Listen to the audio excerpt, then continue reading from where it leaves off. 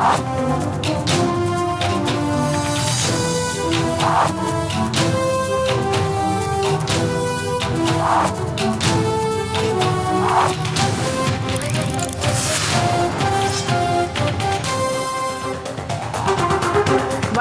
Captain தொலைக்காட்சிக்காக இரவு செய்திகளை வழங்குவது செம்பல ரமேஷ்.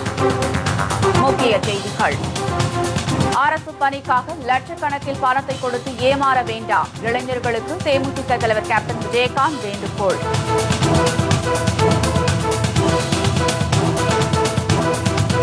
சட்டப்பேரவை தேர்தலில் தேமுதிக சார்பில் போட்டியிடுவதற்கான விருப்ப மனு விநியோகம் இன்று தொடங்கியது. கேப்டன் விஜயகாந்த் தங்கள் தொகுதிகளில் போட்டியிட ஏராளமானோர் விருப்பம்.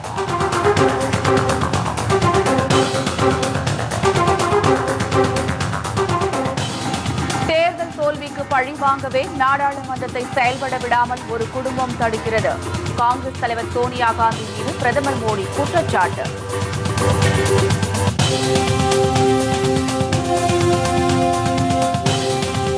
போலி வாக்காளர்களை நீக்க நடவடிக்கை எடுக்கப்படும்.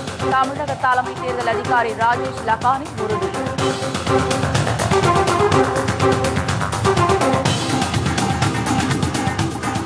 விவசாய நிலங்கள் வழியாக கெயில் நிறுவனம் எரிவாயு குழாய் பதித்தால் உடை தெரிவோம். விவசாயிகள் சங்கம் எச்சரிக்கை.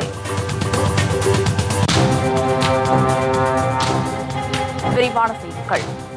தமிழகத்தில் அதிமுக அரசு காலாவதியாக உள்ள நிலையில் அரசு பணிக்காக இளைஞர்கள் லட்சக்கணக்கில் பணத்தை கொடுத்து ஏமாற வேண்டாம் என தேமுதிக தலைவர் கேப்டன் விஜயகாந்த் வலியுறுத்தியுள்ளார். நிர்வாக சீர்கேடு மற்றும் லஞ்சம் ஊழலில் திளைக்கும் அதிமுக அரசை ஆட்சிக் கட்டிலில் இருந்து அகற்ற தமிழக மக்கள் உறுதியோடு செயல்பட வேண்டும் என்றும் அவர் கேட்டுக் கொண்டுள்ளார். இது தொடர்பாக அவர் வெளியிட்டுள்ள அறிக்கையில், ஒவ்வொரு தேர்தலிலும் 2 நாட்களுக்கு முன்பு இறுதிக்கட்ட பிரச்சாரத்தை அரசியல் கட்சியினர் ஈடுபடுவர் என்றும் அது மிகவும் பரபரப்பாகவும் வேகமாகவும் இருக்கும் என்றும் அவர் கூறியுள்ளார். இதனை தமிழக மக்கள் ஆண்டாண்டு காலமாக பார்த்து வருகிறார்கள் என்று குறிப்பிட்டுள்ள கேப்டன், ஆனால் ஆளுகின்ற அதிமுக அரசு ஆட்சியை விட்டு வெளியேறும் நேரத்தில் அரசு துறையில் உள்ள காலி பணியிடங்களை நிரப்புகின்றேன் என்ற பெயரில் அவசரமாக உரிய தேர்வுகளோ முறையான நேர்காணலோ ஏதுமின்றி லட்சக்கணக்கில் பணத்தை பெற்றுக்கொண்டு ஆயிரக்கணக்கானோரை அதிமுக அரசு பணியில் அமர்த்த உள்ளதாக தகவல்கள் வெளியாகியுள்ளதாகவும் அவர் கூறியுள்ளார். இதனை வன்மையாக கண்டித்துள்ள அவர், இந்த பணி நியமனத்தை அதிமுக அரசு உடனடியாக நிறுத்த வேண்டும் என்றும் வலியுறுத்தியுள்ளார். தற்போது ஆட்சியில் உள்ள அதிமுக அரசுக்கு இன்னும் அதிகபட்சம் 1 மாத காலம் மட்டுமே அதிகாரம் இருப்பதாக கூறியுள்ள கேப்டன், சட்டமன்ற தேர்தல் அறிவிப்பு வந்தவுடனே அதிகாரமற்ற அரசாக அதிமுக அரசு மாறிவிடும் என்றும் தெரிவித்துள்ளார். 2011 ஆட்சிக்கு வந்த 2 ஆண்டுகளில் நேர்மையான முறையில் அரசு பணி நியமனங்களை செய்திருந்தால் அது குறித்து யாரும் கேள்வி எழுப்பியிருக்க மாட்டார்கள். ஆனால் தற்போது அதை செய்வதால் பலத்த சந்தேகம் எழுவதாகவும் அவர் கூறியுள்ளார். உச்சநீதிமன்ற வழக்கை தனக்கு சாதகமாக்கிக் கொள்வதற்காகவே இதுபோன்று பணி நியமன வசூல் வேட்டையில் ஆட்சியாளர்கள் இறங்கியுள்ளதாகவும் சொல்லப்படுகிறது. எனவே இதுபோன்ற சூழ்நிலையில் ஆட்சியாளர்களின் வாக்குறுதியினை நம்பி வேலை வாய்ப்பற்று வேதனையில் இருக்கின்ற இளைஞர்கள் யாரும் அரசு வேலைக்காக லட்சக்கணக்கான ரூபாய் பணத்தை கொடுத்து ஏமாற வேண்டாம் என கேப்டன் விஜயகாந்த் கேட்டுக் கொண்டுள்ளார். அடுத்து தமிழகத்தில் ஆட்சி மாற்றம் ஏற்படுவது உறுதி என்று கூறியுள்ள கேப்டன், அதே சமயத்தில் அதிமுக ஆட்சிக்கு வரவே இயலாது என்றும் திட்டவட்டமாக தெரிவித்துள்ளார். எனவே ஆட்சி மாற்றம் ஏற்பட்டவுடன் அதிமுக அரசின் இறுதி காலத்தில் நியமனம் செய்யப்பட்ட அனைத்து நியமனங்களும் உறுதியாக ரத்தாகும் என்றும் அவர் கூறியுள்ளார். லஞ்சத்தையும் ஊழலையும் ஒழிப்பதற்கு லோக் ஆயுக்தா தமிழகத்தில் கொண்டு வர வேண்டும் என கோரிக்கை எழுந்துள்ள இந்த சமயத்தில் உச்சநீதிமன்றத்தின் தீர்ப்புக்கு எதிராக தமிழக அரசு வெளியிட்டுள்ள அரசாணை பல்வேறு கேள்விகளை எழுப்பியுள்ளதாகவும் கேப்டன் கூறியுள்ளார். தனக்கு வேண்டியவர்களை காப்பாற்றவே இதுபோன்ற அரசாணை வெளியிடப்பட்டுள்ளதாகவும் லஞ்சத்தையும் ஊழலையும் இந்த அரசாணை ஊக்குவிக்கும் என்றும் சமூக ஆர்வலர்கள் குற்றம் சாட்டுவதாகவும் கேப்டன் சுட்டிக்காட்டியுள்ளார். ஜெயலலிதா அமைச்சரவையில் உள்ள அமைச்சர்களும் அதிகாரிகளும் கூட்டு சேர்ந்து கொள்ளையடிக்கின்றார்கள் என்ற அதிமுக எம்எல்ஏவின் குற்றச்சாட்டும் இதன் மூலம் உண்மையாகியுள்ளதாகவும் கேப்டன் விமர்சித்துள்ளார். மேலும் தமிழ்நாடு அரசு பணியாளர் தேர்வாணையத்தின் உறுப்பினர்களாக அவசரமாக அதிமுகவினரை நியமனம் செய்துள்ளதை உயர்நீதிமன்றம் கண்டித்து விசாரணைக்கு எடுத்துள்ளது. நீதித்துறையில் இனிமேலும் பணிபுரிய தகுதியில்லை என கட்டாய ஓய்வளிக்கப்பட்ட நீதிபதியை நியாயமான முறையில் தகுதியான நபர்களை ஆயிரக்கணக்கில் தேர்வு செய்யும் மிக முக்கியமான இடத்தில் அவரை நியமித்துள்ளதே ஜெயலலிதா அரசின் மிக மோசமான நிர்வாக சீர்கேட்டிற்கும் லஞ்சம் ஊழலுக்கும் சரியான உதாரணம் என கேப்டன் தெரிவித்துள்ளார். எனவே மோசமான முறையில் ஆட்சி நடத்தும் தற்போதைய அதிமுக ஆட்சியை அகற்ற தமிழக மக்கள் உறுதியோடும் உறுதுணையாகவும் இருக்க வேண்டுமென கேப்டன் விஜயகாந்த் தனது அறிக்கையில் கேட்டுக்கொண்டுள்ளார். சட்டப்பேரவை தேர்தலில் தேமுதிக சார்பில் போட்டியிடுவதற்கான விருப்ப மனு விநியோகம் சென்னை கோயம்பேட்டில் உள்ள தேமுதிக தலைமை கழகத்தில் இன்று தொடங்கியது. இதில் தமிழகம் முழுவதிலும் இருந்து வந்திருந்த தேமுதிக நிர்வாகிகள் கேப்டன் விஜயகாந்த் தங்கள் தொகுதியில் போட்டியிட விரும்பி மனுக்களை வாங்கிச் சென்றனர். தமிழ்நாடு மற்றும் புதுச்சேரி சட்டமன்ற தொகுதிகளில் தேசிய முற்போக்கு திராவிட கழகத்தின் சார்பில் போட்டியிட விரும்பும் கழக நிர்வாகிகள் மற்றும் தொண்டர்களுக்காக சென்னை கோயம்பேட்டில் உள்ள தேமுதிக தலைமை கழகத்தில் விருப்ப மனுக்கள் விநியோகம் இன்று தொடங்கியது. காலை 10 மணிக்கு தொடங்கிய விருப்ப மனு விநியோகத்திற்காக சிறப்பு ஏற்பாடுகள் செய்யப்பட்டிருந்தன. தலைமை கழக நிர்வாகிகள் 5 கவுண்டர்கள் மூலம் விண்ணப்ப விநியோகத்தை தொடங்கி வைத்தனர். மேலும் தேமுதிக நிர்வாகிகளின் வசதிக்காக உடனடி புகைப்படங்கள் எடுக்கவும் ஏற்பாடு செய்யப்பட்டிருந்தன. விண்ணப்பத்தில் விருப்ப மனு பெறுபவரின் தொகுதி, மாவட்டம், பெயர், முகவரி, தொலைபேசி எண் உள்ளிட்டவைகளை பூர்த்தி செய்து கொடுத்தவுடன் விண்ணப்பங்கள் வழங்கப்படுகின்றன. இதில் கேப்டன் விஜயகாந்த் தங்கள் தொகுதியில் போட்டியிட விரும்பி தனி தொகுதியை தவிர மற்ற தேமுதிக நிர்வாகிகள் விருப்ப மனுக்களை வாங்கிச் சென்றனர். அடுத்த முதல்வர், வருங்கால முதல்வர் நத்தம் மாரியம்மனுடைய அருளாசியுடன் நம்முடைய லிங்கமநாயக்கரனுடைய மண்ணில் அவர்தான் வர வேண்டும் என்று அனைத்து தரப்பு மக்களும் ஜாதிபதம் பார்க்காமல், கட்சி பார்க்காமல் எல்லாம் ஒருமித்த கருத்தோடு உள்ளார்கள். அவர்களுக்கு நல்ல ஆதரவு தந்து எல்லோருடைய கருத்தும் ஒருமித்த கருத்தோடு உள்ளது. அதன்படியாக மாண்புமிகு கேப்டன் அவர்கள் நின்றால் தமிழ்நாட்டிலே அதிகமான வித்தியாசத்தில் கேப்டன் அவர்கள் அங்கே ஜெயிப்பார்கள். அந்த அந்த நத்தம் தொகுதியில் விஸ்வநாதனுடைய கோட்டத்தை அடக்க வேண்டும் என்றால் கேப்டனை தவிர வேறு யாரும் இது அடக்க முடியாது. ஆண்கள், பெண்கள், திருநங்கைகள் என அனைத்து தரப்பினரும் விருப்ப மனுக்களை ஆர்வமுடன் வாங்கிச் சென்றனர். வரும் சட்டமன்ற தேர்தலில் தேமுதிக பெருவாரியான இடங்களை வெற்றி பெற்று கேப்டன் விஜயகாந்த் தமிழக முதலமைச்சராக பொறுப்பேற்பார் என திருநங்கைகள் மகிழ்ச்சி தெரிவித்தனர். அவரின் வெற்றிக்காக நாங்கள் முழு மூச்சுடன் போராடுவோம் என்றும் அவர்கள் உறுதி தெரிவித்தனர். கலைஞர் டாக்டர் கேப்டன் ஆணைக்கு இணங்க இன்று தலைமை கழகத்தில் வழங்கப்படும் விருப்பமனை பெற்றுக்கொள்ள திருவள்ளூர் மேற்கு மாவட்டத்தில் வந்துள்ளேன். நான் பூந்தமல்லி சட்டமன்ற தொகுதிக்காக தனி தொகுதிக்காக போட்டியிட விருப்பமனு பெற்றுள்ளேன். இந்த 2016 தேமுதிக ஆண்டு கண்டிப்பாக 234 தொகுதிகளில் தொண்டர்கள் போட்டியிட உற்சாகத்துடன் வேட்புமனு பெற்றுக் கொண்டுள்ளார்கள். கேப்டன் அவர்கள் ஆணைக்கு இணங்க கண்டிப்பாக திருவள்ளூர் மேற்கு மாவட்டத்தில் உள்ள 4 தொகுதியிலும் வெற்றி பெற்று கேப்டன் சமர்ப்பிப்போம் என்று இந்த நேரத்தில் உறுதி கொள்கிறேன். தமிழகத்தின் பல்வேறு பகுதிகளில் இருந்து வருகை புரிந்த தேமுதிக நிர்வாகிகள் பேண்ட் வாத்தியங்கள் முழங்க நடனமாடியும் ஆரவாரத்துடன் விருப்ப மனுக்களை வாங்கிச் சென்றனர். இதனால் தேமுதிக தலைமை கழகம் விழாக்கோலம் பூண்டிருந்தது.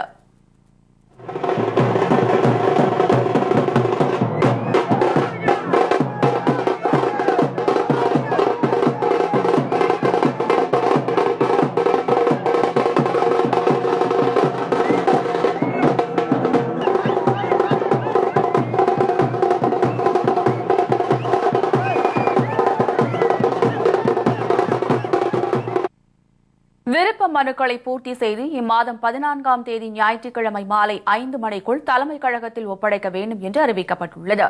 தமிழ்நாடு சட்டமன்ற பொது தொகுதிக்கான விருப்ப மனு 10,000-ம், தனி தொகுதிக்கான விருப்ப மனு 5,000 ரூபாயும் கட்டணமாக நிர்ணயிக்கப்பட்டுள்ளது. புதுச்சேரி சட்டமன்ற பொது தொகுதிக்கான விருப்ப மனு 5,000 ரூபாயும், புதுச்சேரி சட்டமன்ற தனி தொகுதிக்கான விருப்ப மனு 2,500 ரூபாயும் கட்டணமாக நிர்ணயிக்கப்பட்டுள்ளது.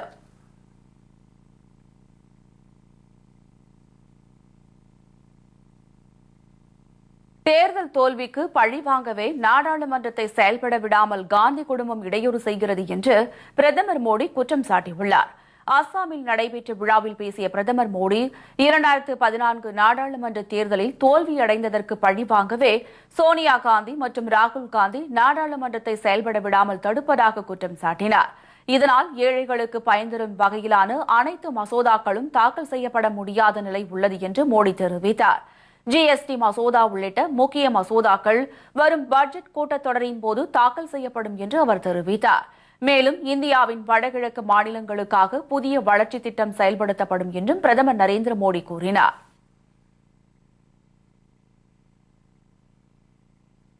கடும் எதிர்ப்பை மீறி கெயில் நிறுவனம் எரிவாயு குழாய் பதித்தால் அவற்றை உடைத்து எறியப் போவதாக விவசாயிகள் சங்கத்தினர் எச்சரித்துள்ளனர்.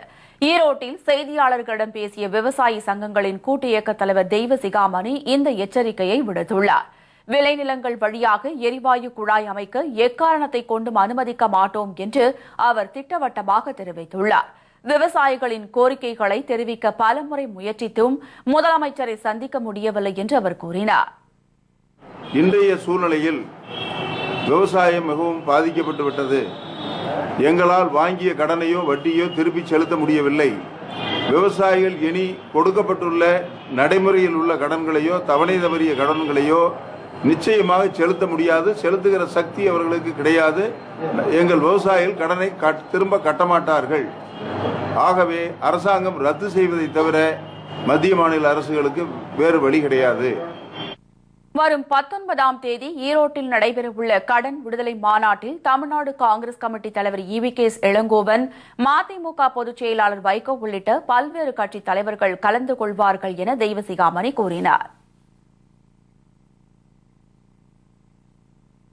தமிழக சட்டமன்ற தேர்தலுக்காக 65,616 வாக்குப்பதிவு மையங்கள் அமைக்க உள்ளதாக தமிழக தலைமை தேர்தல் அதிகாரி ராஜேஷ் லக்கானி தெரிவித்துள்ளார். சட்டமன்ற தேர்தல் குறித்து திருச்சியில் 9 மாவட்ட ஆட்சியர்கள், காவல்துறை உயர் அதிகாரிகள் மற்றும் 12 மாவட்ட நிர்வாக அலுவலகத்தினருடன் ராஜேஷ் லக்கானி ஆலோசனை நடத்தினார். இதனைத் தொடர்ந்து செய்தியாளர்களிடம் பேசிய அவர், ஓரிரு நாட்களில் தமிழக தேர்தலுக்கு தேவையான வாக்குப்பதிவு எந்திரங்கள் அனைத்தும் வந்து சேர்ந்துவிடும் என்று கூறினார். தமிழக சட்டமன்ற தேர்தலுக்காக 75,000 வாக்குப்பதிவு எந்திரங்கள் வருவதாக குறிப்பிட்ட அவர், பீகாரிலிருந்து 50,000 எந்திரங்களும், குஜராத்திலிருந்து 15,000 மகாராஷ்டிராவிலிருந்து 10,000 எந்திரங்களும் வர உள்ளதாக அவர் கூறினார். மேலும் வாக்காளர்கள் பட்டியல் சரிபார்ப்பு பணி தொடர்ந்து நடைபெற்று வருவதாகவும் போலி வாக்காளர்களை நீக்க நடவடிக்கை எடுக்கப்படும் என்றும் ராஜேஷ் லக்கானி தெரிவித்தார்.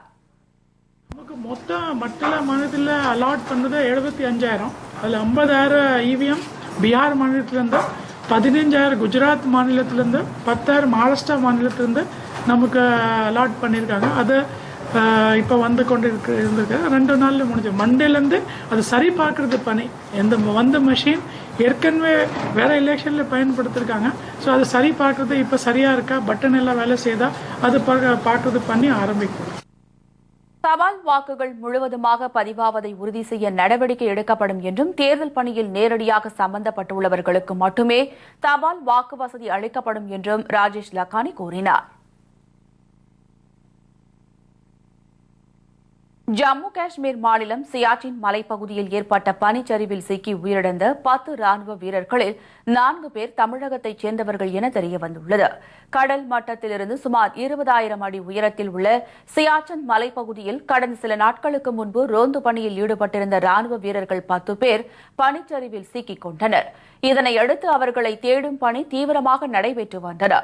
இந்நிலையில் ராணுவ வீரர்கள் 10 பேரும் பனிச்சரிவில் சிக்கி உயிரிழந்தது தெரியவந்தது. இதனிடையே பனிச்சரிவில் சிக்கி உயிரிழந்த 10 வீரர்களில் 4 பேர் தமிழர்கள் என தெரியவந்துள்ளது. அவர்களில் வேலூர் மாவட்டம் துக்கம்பாறையைச் சேர்ந்த ஏழுமலை, தேனி மாவட்டம் குமணன் தொழுகையைச் சேர்ந்த குமார், கிருஷ்ணகிரி மாவட்டம் குடிசாதன பள்ளியைச் சேர்ந்த ராமமூர்த்தி மற்றும் மதுரை மாவட்டம் சொக்கத்தேவன்பட்டியைச் சேர்ந்த கணேசன் என்பது தெரியவந்துள்ளது. உயிரிழந்த வீரர்களின் உடல்களை அவர்களின் சொந்த ஊர்களுக்கு கொண்டுவர நடவடிக்கை எடுக்கப்பட்டு வருகிறது.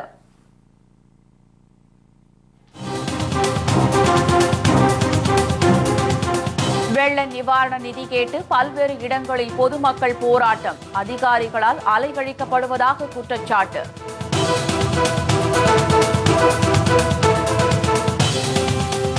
செம்பரம்பாக்கம் நீர் திறப்பு குறித்த விசாரணை அறிக்கையை வரும் 12ஆம் தேதி தாக்கல் செய்ய வேண்டும், போலீசாருக்கு சென்னை உயர்நீதிமன்றம் உத்தரவு. மற்ற பல செய்திகள் விளம்பர இடைவெளிக்கு பிறகு.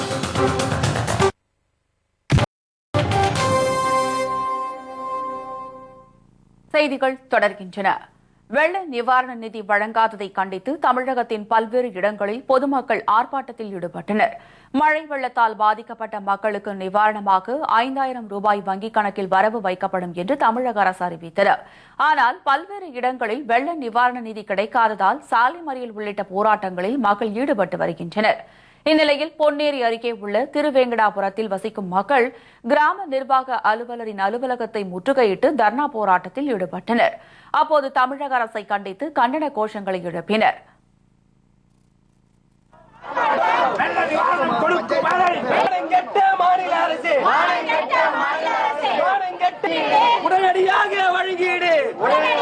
இந்த தடப்பரம்பாக்கம் பஞ்சாயத்தில் வெள்ள நிவாரண நிதிக்காக போராட்டம் இப்போ இந்த இதில் நடத்திட்டு இருக்கிறோம்.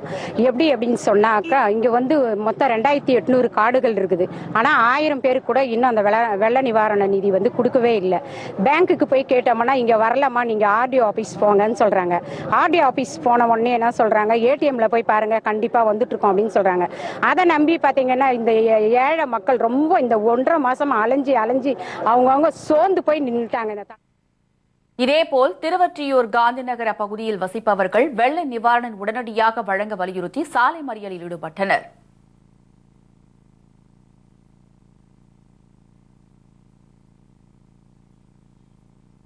மறியல் காரணமாக அங்கு ஏராளமான போலீசார் குவிக்கப்பட்டனர். பின்னர் வருவாய்த்துறையினரை வரவழைத்து நிவாரணத் தொகை வழங்குவதற்கு நடவடிக்கை எடுப்பதாக கூறி மறியலில் ஈடுபட்டவர்களிடம் மனுக்களை பெற்றுக் கொண்டனர். செம்பரம்பாக்கம் ஏரி நீர் திறப்பு குறித்து விரிவான விசாரணை நடத்தி அதன் அறிக்கையை வரும் 12ஆம் தேதி தாக்கல் செய்ய வேண்டும் என்று போலீசாருக்கு சென்னை உயர்நீதிமன்றம் உத்தரவிட்டுள்ளது. மேற்கு மாம்பலத்தைச் சேர்ந்த ஆறுமுகம் சென்னை உயர்நீதிமன்றத்தில் மனு தாக்கல் செய்திருந்தார். அந்த மனுவில் முன் அறிவிப்பின்றி செம்பரம்பாக்கம் ஏரியிலிருந்து தண்ணீர் திறந்துவிட்ட அதிகாரிகள் மீது நடவடிக்கை எடுக்க வேண்டும் என்று கேட்டுக் கொண்டிருந்தார். மேலும் இது தொடர்பாக கமிஷனர் அலுவலகத்தில் புகார் அளித்தும் இதுவரை விசாரணையை துரிதப்படுத்தவில்லை என்றும் அவர் குற்றம் சாட்டியிருந்தார். இந்த நிலையில் இந்த மனுவை இன்று விசாரித்த நீதிபதி மாலா, கிரிமினல் புகார் வந்தால் 1 மாதத்திற்குள் விசாரணை நடத்த வேண்டும் என்ற உச்சநீதிமன்ற உத்தரவை பின்பற்றாதது ஏன் என்று போலீசாருக்கு கேள்வி எழுப்பினார். மேலும் வரும் 9ஆம் தேதி மனுதாரரிடம் விசாரணை நடத்தி அதன் அறிக்கையை வரும் 12ஆம் தேதி நீதிமன்றத்தில் சமர்ப்பிக்க வேண்டும் என்று போலீசாருக்கு நீதிபதி மாலா உத்தரவிட்டார். உடல்நலக் குறைவால் காலமான தேமுதிக தலைவர் கேப்டன் விஜயகாந்தின் சித்தப்பா மகள் வீரலட்சுமியின் உடலுக்கு திருமதி பிரேமலதா விஜயகாந்த் நேரில் சென்று மாலை அணிவித்து அஞ்சலி செலுத்தினார். உடல்நலக் குறைவால் சென்னையில் உள்ள தனியார் மருத்துவமனையில் சிகிச்சை பெற்று வந்த வீரலட்சுமி சிகிச்சை பலனின்றி நேற்று உயிரிழந்தார். அவரது உடல் மதுரை எல்லிஸ் நகரில் உள்ள இல்லத்தில் கொண்டுவரப்பட்டு அஞ்சலிக்காக வைக்கப்பட்டிருந்தது. வீரலட்சுமியின் உடலுக்கு திருமதி பிரேமலதா விஜயகாந்த் மாலை அணிவித்து அஞ்சலி செய்ததுடன் அவரது குடும்பத்தினருக்கு ஆறுதல் கூறினார்.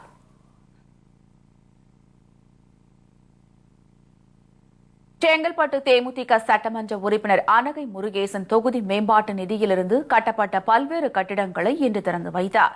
தேமுதிக தலைவர் கேப்டன் விஜயகாந்தின் ஆணைக்கிணங்க வண்டலூர் ஊராட்சி ஓட்டேரி பகுதியில் தொகுதி நிதியிலிருந்து சுமார் 6 லட்சம் ரூபாய் செலவில் கட்டப்பட்ட நியாய விலைக் கடையை செங்கல்பட்டு சட்டமன்ற உறுப்பினர் அனகை முருகேசன் பொதுமக்கள் பயன்பாட்டிற்கு இன்று திறந்து வைத்தார்.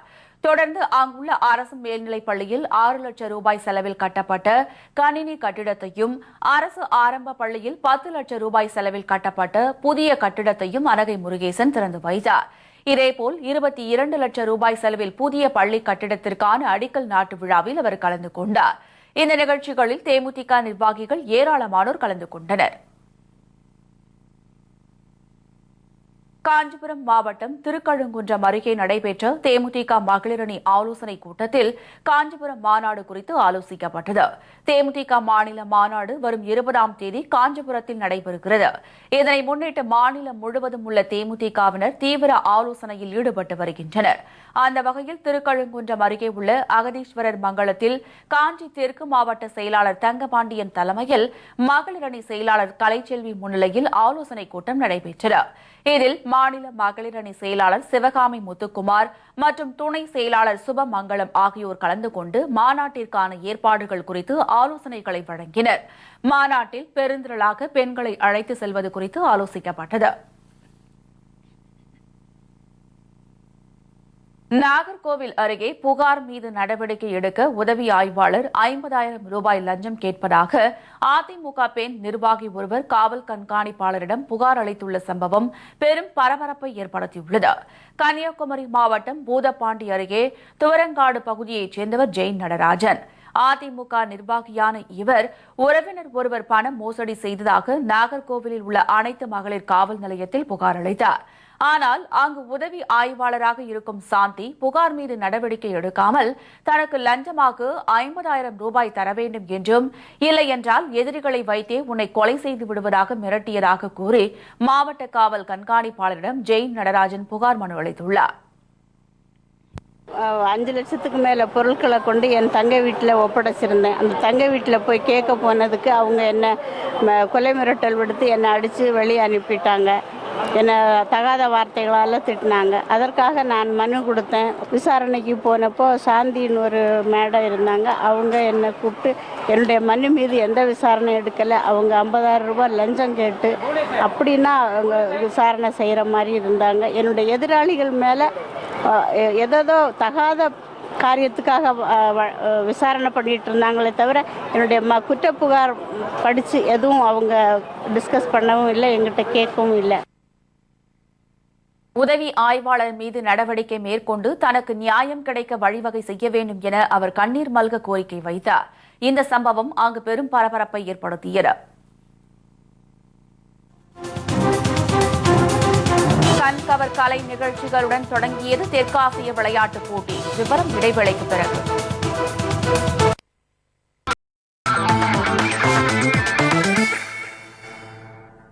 செய்திகள் தொடர்கின்றன. 12வது தெற்காசிய விளையாட்டுப் போட்டி கவுஹாத்தியில் இன்று கண்கவர் கலை நிகழ்ச்சிகளுடன் வெகு விமர்சையாக தொடங்கியது. போட்டியை பிரதமர் நரேந்திர மோடி தொடங்கி வைத்தார். போட்டியில் பங்கேற்கும் நாடுகளைச் சேர்ந்த வீரர் வீராங்கனைகள் தங்கள் நாட்டுக் கொடியுடன் மைதானத்தில் அணிவகுத்து சென்றனர். ஆசாம் மாநிலம் கவுஹாத்தி மற்றும் மேகாலய மாநிலம் ஷில்லாங்கில் வரும் 16ஆம் தேதி வரை நடைபெறும் தெற்காசிய போட்டியில் 8 நாடுகளைச் சேர்ந்த 2482 வீரர் வீராங்கனைகள் பங்கேற்க உள்ளனர். தடகளம், ஹாக்கி, கபடி, குத்துச்சண்டை உள்ளிட்ட 23 பிரிவுகளில் 228 போட்டிகள் நடத்தப்படுகின்றன. இந்தியா சார்பில் 276 வீரர்களும் 245 வீராங்கனைகளும் போட்டியில் பங்கேற்க உள்ளனர்.